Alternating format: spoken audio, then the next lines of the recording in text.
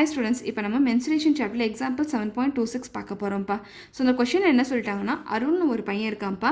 அவன் வீட்டில் வந்து ஒரு ஃபங்க்ஷன் நடக்க போகுது சரியா. அந்த ஃபங்க்ஷனுக்காக அரேஞ்ச்மெண்ட்ஸ் அவன் பண்ணுறான் சரியா. ஸோ அந்த ஃபங்க்ஷனில் கிட்டத்தட்ட 150 பேர் பார்ட்டிசிபேட் பண்ணுறதா சொல்லிட்டாங்க சரியா. இவன் இந்த ஃபங்க்ஷன் வந்து ஒரு டென்ட்டுக்குள்ளே நடத்தலாம் அப்படி சொல்லி நினைக்கிறான். ஸோ அந்த டென்ட் எப்படி இருக்கணும் அப்படின்னு நினைக்கிறான் அப்படின்னா, சுற்றிலையும் வந்து சிலிண்ட்ரிக்கல் ஷேப்பில் இருக்கணும்னு நினைக்கிறான், மேலே வந்து கோன் ஷேப்பில் இருக்கணும்னு நினைக்கிறான். ஸோ அப்போ அவனோட டென்ட் எப்படி இருக்கும், இந்த ஷேப்பில் தான் இருக்கும் சரியா. ஸோ அப்போ இந்த டென்ட்டுக்குள்ளே தான் இந்த 150 பேரையும் அவன் அக்காமடேட் பண்ண போகிறான். அப்படின்னா என்ன அர்த்தம், இந்த கிரவுண்ட் ஏரியாவில் தான் இந்த 150 பேரையும் அவன் அக்காமடேட் பண்ண போகிறான். இந்த கிரவுண்ட் ஏரியான்றது என்னது, இந்த சிலிண்டருக்குரிய இந்த பேஸ் ஏரியா தான் இந்த கிரவுண்ட் ஏரியா. ஸோ பேஸ் ஏரியான்றது எப்படி இருக்கும், இந்த சர்க்குலர் ரீஜன் தான் இந்த பேஸ் ஏரியா சரியா. ஸோ ஒரு ஆள் ஆக்குப்பை பண்ணுறதுக்கு எவ்வளோ ஸ்பேஸ் தேவைப்படுதுன்னா 4 மீட்டர் ஸ்கொயர் ஸ்பேஸ் தேவைப்படுதான். ஸோ ஃபங்க்ஷனில் மொத்தம் 150 பேர் பார்ட்டிசிபேட் பண்ண போகிறாங்க. ஸோ இப்போ 150 பேர் அக்குமுடேட் பண்ணுறதுக்கு எவ்வளோ இடம் தேவைப்பட்டிருக்கும், இந்த 4 மீட்டர் ஸ்கொயரோட இந்த 150 மல்டிப்ளை பண்ணிங்கன்னா உங்களுக்கு தெரிஞ்சிரும்ப்பா சரியா. ஸோ உங்களுக்கு 600 மீட்டர் ஸ்கொயர் இடம் தேவைப்பட்டிருக்கும். ஸோ அப்போ இந்த கிரவுண்டில் வந்து 600 மீட்டர் ஸ்கொயர் இடம் வந்து அவன் ஒதுக்கி வச்சுருப்பான் சரியா. இந்த இடத்துல தான் இந்த 150 பேரையும் அக்காமடேட் பண்ண போகிறான் சரியாப்பா. ஸோ அப்போ இந்த சிலிண்டருக்குரிய பேஸ் ஏரியான்றது என்னது, பேஸ் ஏரியான்றது 600 மீட்டர் ஸ்கொயர் சரியா. ஸோ பேஸ் ஏரியாக்குரிய ஃபார்முலா நமக்கு தெரியும், πr ஸ்கொயர்னு தெரியும் சரியா. ஸோ πr ஸ்கொயரோட வேல்யூ தான் 600 மீட்டர் ஸ்கொயர். ஸோ இதில் வந்து நம்ம ஆரோட வேல்யூ கண்டுபிடிச்சிடலாமா, எஸ் கண்டுபிடிச்சிடலாம். ஸோ உங்களுக்கு இந்த சிலிண்டருக்குரிய பேஸ் ரேடியஸ் உங்களுக்கு கிடச்சிரும் சரியா. ஸோ இதே பேஸ் ரேடியஸ் தான் இந்த கோனுக்கும் பேஸ் ரேடியஸாக இருக்கும், புரிஞ்சுதாப்பா. ஏன்னா இந்த கோன் வந்து இந்த சிலிண்டர் மேலே தான் அட்டாச் ஆயிருக்கு. ஸோ அப்போ இந்த கோனுக்குரிய பேஸ் ரேடியஸும் இந்த ஆர் வேல்யூ தான் இருக்கும் சரியா. நெக்ஸ்ட் என்ன சொல்லிட்டாங்கன்னா, ஒரு பர்சன் வந்து மூச்சு விடுறதுக்கு 40 மீட்டர் கியூப் இடம் தேவைப்படுதான்ப்பா. ஸோ இங்கே மீட்டர் கியூப் கொடுத்துட்டாங்க, ஸோ வால்யூமில் கொடுத்துருக்காங்க. ஸோ ஒரு பர்சன் மூச்சு விடுறதுக்கு 40 மீட்டர் கியூப் வால்யூம் தேவைப்படுது.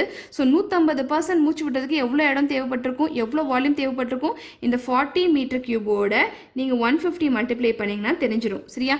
ஸோ உங்கள் கிடைக்கக்கூடிய வால்யூம் இருக்கா, இந்த 40 மீட்டர் கியூப் இன்டு 150 மல்டிப்ளை பண்ணால் 150 பர்சன்ஸுக்கு ப்ரீத் பண்ணக்கூடிய கிடைக்கக்கூடிய வால்யூம்ன்றது ஒன்றும் கிடையாது, இந்த டென்ட்டுக்குரிய வால்யூம் தான் சரியா. இந்த டென்ட்டுக்குரிய வால்யூம் தான் அந்த வால்யூம், புரிஞ்சுதா. ஸோ இப்போ என்ன கேட்டிருக்காங்க அப்படின்னா, இந்த கோனுக்குரிய ஹைட் என்ன சொல்லி கேட்டிருக்காங்க, இந்த சிலிண்டருக்குரிய ஹைட் 8 மீட்டர்னு சொல்லிட்டாங்க சரியா. ஸோ ஃபஸ்ட் கொடுத்த டேட்டாலாம் நம்ம எழுதிக்கலாம்ப்பா. ஸோ நான் என்ன பண்ணிட்டேன் அப்படின்னா, ஃபஸ்ட்டு இது சிலிண்டருக்குரிய ஹைட் வந்து h1 கன்சிடர் பண்ணிட்டேன், இந்த கோனுக்குரிய ஹைட் வந்து h2 கன்சிடர் பண்ணிட்டேன்ப்பா. ஸோ ஃபஸ்ட்டு கொஷினில் என்ன சொல்லிட்டாங்க, ஒரு பர்சன் வந்து இந்த பேஸ் ஏரியாவில் நிற்கிறதுக்கு எவ்வளோ இடம் தேவைப்படுதுன்னு சொல்லிட்டாங்க, 4 மீட்டர் ஸ்கொயர் இடம் தேவைப்படுதுன்னு சொல்லிட்டாங்க. ஸோ 150 பர்சன் நிற்கிறதுக்கு எவ்வளோ இடம் தேவைப்பட்டிருக்கும், இந்த 4 மீட்டர் ஸ்கொயர் இன்ட்டு 150 பண்ணிங்கன்னா உங்களுக்கு தெரிஞ்சிடும். ஸோ உங்களுக்கு என்ன வரும், 600 மீட்டர் ஸ்கொயர் வரும் சரியா. So area for 150% 600 metre square. So இந்த ஏரியா ஃபார் 150% ஒன்றும் கிடையாது, இந்த பேஸ் ஏரியா தான் சரியா. இந்த பேஸ் ஏரியா ஆஃப் சிலிண்டர் தான் வந்து இந்த 600 metre square.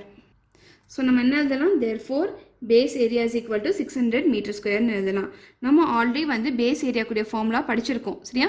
சிலிண்டருக்குரிய base area formula என்னது, πr ஸ்கொயர்னு படிச்சிருக்கோம். ஸோ அப்போ இந்த பேஸ் ஏரியாவுக்கு பதிலாக நீங்கள் πr ஸ்கொயர் போட்டுக்கோங்க. ஸோ உங்களுக்கு என்ன வரும், πr square is equal to 600 metre square வரும். இதில் இருந்து நீங்கள் ஆரோட வேல்யூ கண்டுபிடிச்சிடலாமா, எஸ் கண்டுபிடிச்சிடலாம். ஸோ இந்த பை இந்த பக்கம் கொண்டு வாங்க, என்ன வரும், 600 divided by pi into metre ஸ்கொயர்னு வரும். ஸோ இந்த பைக்குரிய வேல்யூ சப்ஸ்டியூட் பண்ணுங்கள், என்ன வரும், 22/7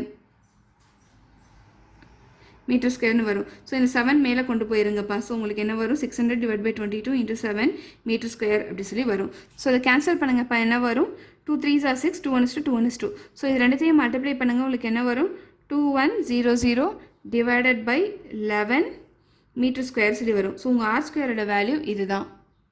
நீங்கள் இந்த ஆர் ஸ்கொயரோட வேல்யூ அப்படியே வச்சுக்கோங்க சரியாப்பா. நீங்கள் ஆர் கண்டுபிடிக்க போனீங்கன்னா திரும்பவும் உங்கள் டெசிமலில் சம்திங் வரும், காம்ப்ளிகேட்டடாக இருக்கும் சரியா. நம்ம ஃபார்முலாவில் சப்ஸ்டியூட் பண்ணும்போது நம்ம ஈஸியாக கேன்சல் பண்ணிக்கலாம். ஸோ அப்படியே வச்சுக்கோங்க. ஸோ நெக்ஸ்ட் என்ன சொல்லிட்டாங்க அப்படின்னா, ஒரு பர்சன் மூச்சு விட்டதுக்கு 40 மீட்டர் கியூப் வால்யூம் தேவைப்படுதுன்னு சொல்லிட்டாங்க. ஸோ அப்போ 150% மூச்சு விட்டுறதுக்கு எவ்வளோ வால்யூம் தேவைப்பட்டிருக்கும், இந்த 40 மீட்டர் கியூபோட 150 மல்டிப்ளை பண்ணால் தெரிஞ்சிடும். ஸோ இந்த 40 மீட்டர் கியூபோட 150 மல்டிப்ளை பண்ணுங்கள், என்ன வருதுன்னு சொல்லி பார்ப்போம். ஸோ மல்டிப்ளை பண்ணிங்கன்னா உங்களுக்கு 6000 வரும்ப்பா. ஸோ இந்த மீட்டர் கியூப் அப்படியே போட்டுக்கோங்க. So volume of air for 150% வந்து 6000 மீட்டர் கியூப். ஸோ இங்கே நீங்கள் நல்லா கவனிங்க சரியா.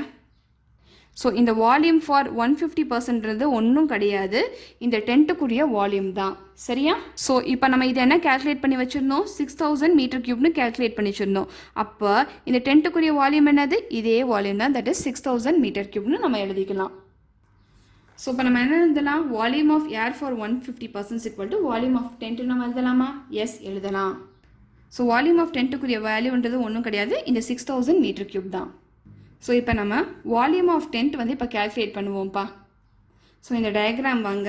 ஸோ இந்த வால்யூம் ஆஃப் டென்ட் கேல்குலேட் பண்ணுறதுக்கு நீங்கள் என்ன பண்ணணும், இந்த சிலிண்டருக்குரிய வால்யூம் கண்டுபிடிக்கணும், ப்ளஸ் இந்த கோனுக்குரிய வால்யூம் கண்டுபிடிச்சிட்டு அது ரெண்டுத்தையும் ஆட் பண்ணிட்டீங்கன்னா உங்களுக்கு வால்யூம் ஆஃப் டென்ட் கிடச்சிரும். ஸோ இப்போ நான் வால்யூம் ஆஃப் டென்ட்டுக்கு பதிலாக volume of cone plus volume of cylinder சொல்லி நம்ம எழுதலாம். சரியாப்பா? ஸோ இப்போ வால்யூம் ஆஃப் கோனுக்குரிய ஃபார்முலா நமக்கு தெரியுமா? அது என்னது? 1/3 pi r²h. இங்கே நான் ஆல்ரெடி என்ன சொல்லிட்டேன், கோனுக்குரிய ஹைட் வந்து h2ன்னு கன்சிடர் பண்ணதா சொல்லிட்டேன்.